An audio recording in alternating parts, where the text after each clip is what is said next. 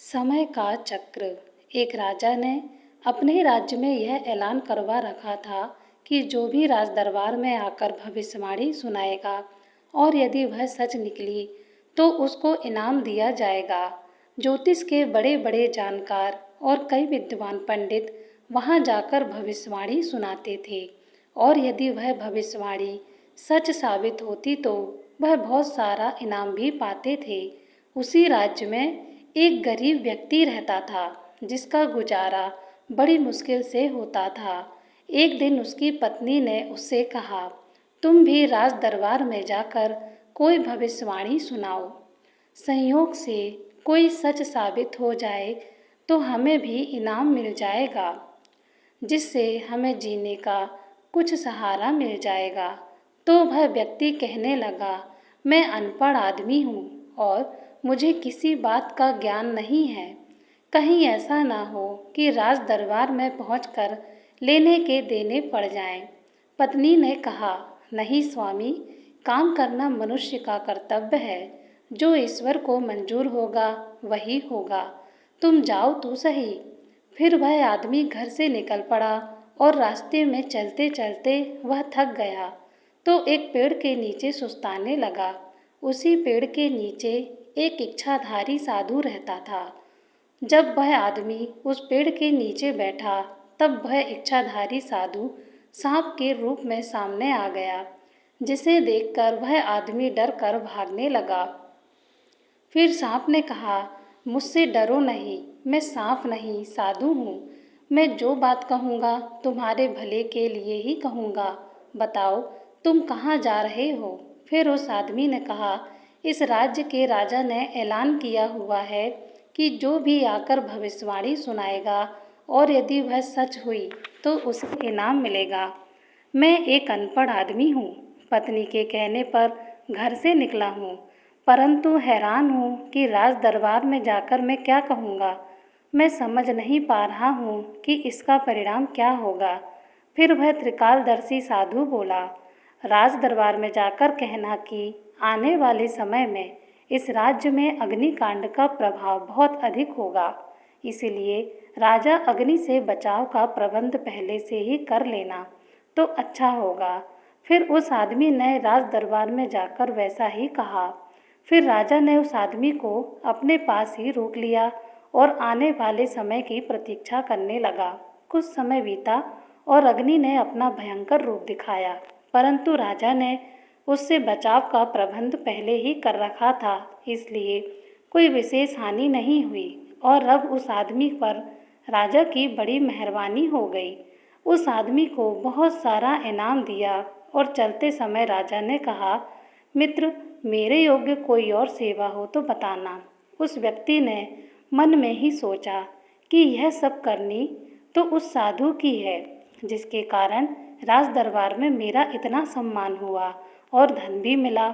संभव है राजा को इस बात का पता चलेगा कि यह भविष्यवाणी तो किसी और की थी, तो मुझे इससे बदले दंड मिलेगा, इसलिए उचित यही होगा कि उस सांप को ही मार दिया जाए।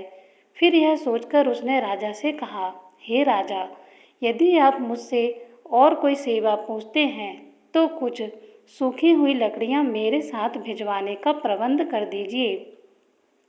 फिर राजा के कुछ सैनिक सर पर लकड़ियों की गठरी रखकर उसके साथ चल पड़े।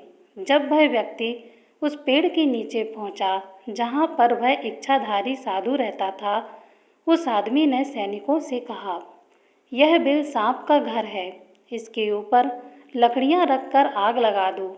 अब सैनिकों ने वैसा ही किया।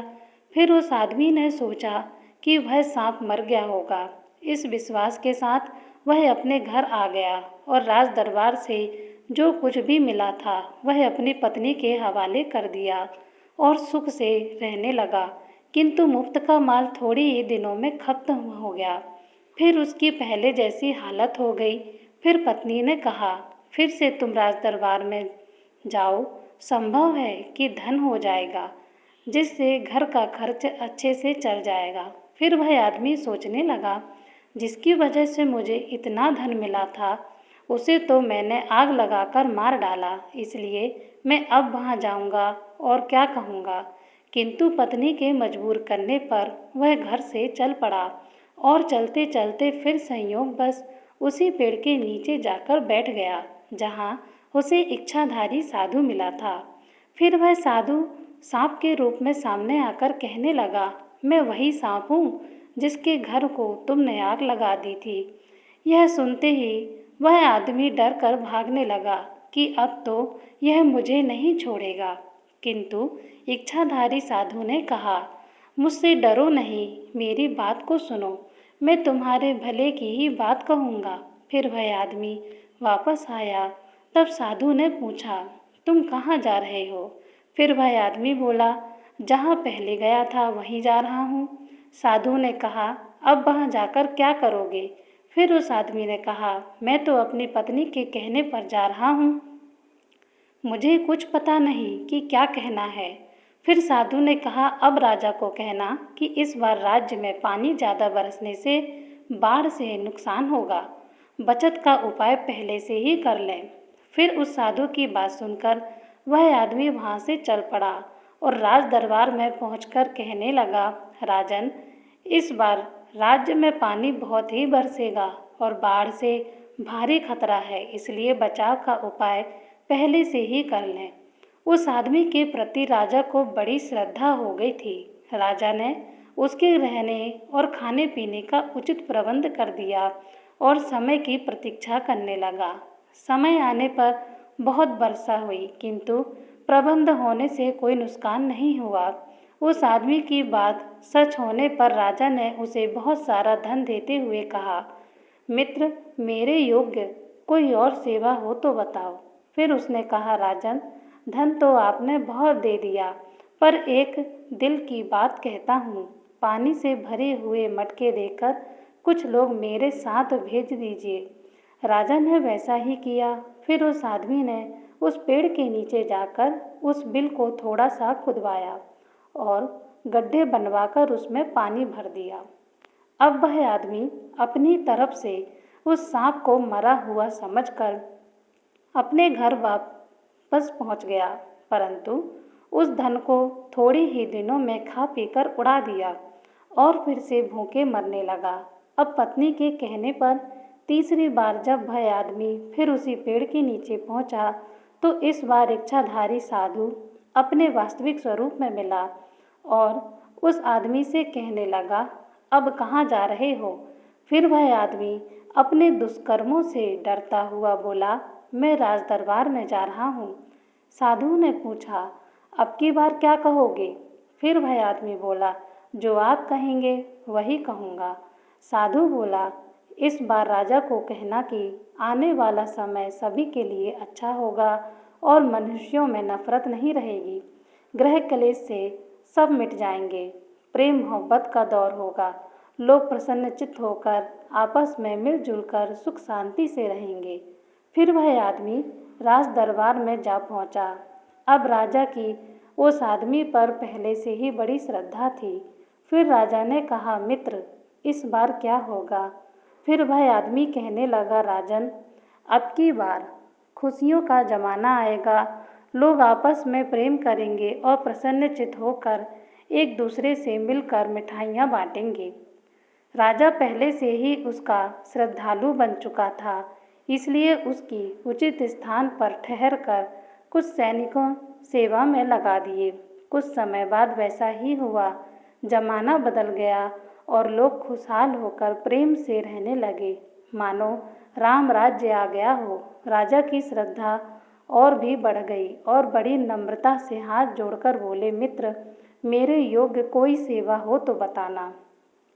जमाना बदलने से अब उस आदमी की विचारधारा भी बदल चुकी थी। फिर वह राजा से कहने लगा, इस बार अच्छी से अच्छी और भांति भांति की मिठाइयों के थाल सजाकर मेरे साथ भेजने की व्यवस्था कर दीजिए। राजा ने वैसा ही किया।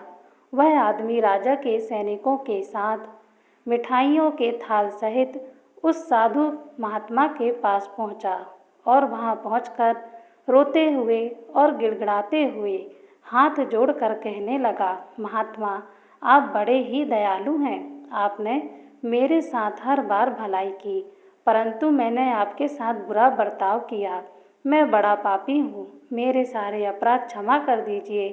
फिर साधु बोला, बेटा, इसमें तुम्हारा कोई दोष नहीं है, यह समय का प्रभाव है जिसके साथ सबको दो चार होना पड़ता है। बेटा, मेरी बात ध्यान से सुनो। एक समय ऐसा आया जब राज्य पर अग्नि का प्रकोप था, तो उसकी आग मुझ तक भी पहुंच सकती थी, क्योंकि मैं भी तो इसी राज्य में रहता हूँ। फिर एक दूसरा समय आया जब राज्य में पानी का जोर हुआ, तो उसका असर मुझ पर भी पड़ना स्वाभाविक था। और अब समय बदल चुका है, अशांति तथा काल का प्रभाव बीत गया है, तो देख लो, मेरे सामने भी मिठाइयाँ पहुँची हैं और तुम भी मेरे साथ अच्छा बर्ताव करने लग गए हो। यह सब समय के परिवर्तन की ही बात है, किसी दूसरे को दोष नहीं देना चाहिए। चलो, पिछली बातें भूल कर बताओ कि अब आगे के लिए क्या चाहते हो। फिर वह आदमी कहने लगा, हे महात्मा, मुझ अपराधी जीव को मेरे कल्याण का उपाय बताइए।